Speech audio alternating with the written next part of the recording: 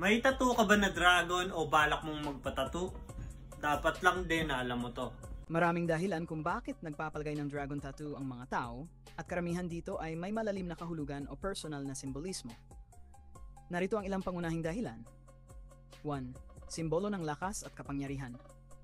Ang dragon ay isa sa mga pinakakilalang simbolo ng lakas, katapangan at kontrol.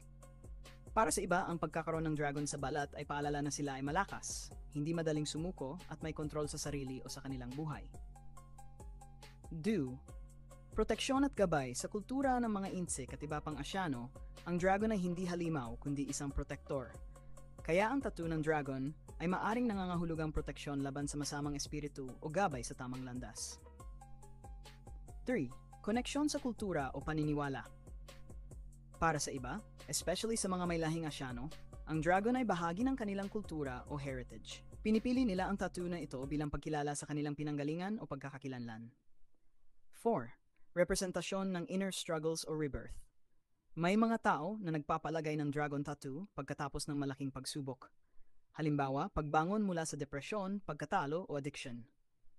Ang dragon ay nagiging simbolo ng pagbabago, muling pag-angat o pagkabuo muli ng sarili. Astig at aesthetic appeal. Hindi rin may tatanggi na ang dragon ay isa sa pinaka-astig at visually powerful na disenyo sa tattoo.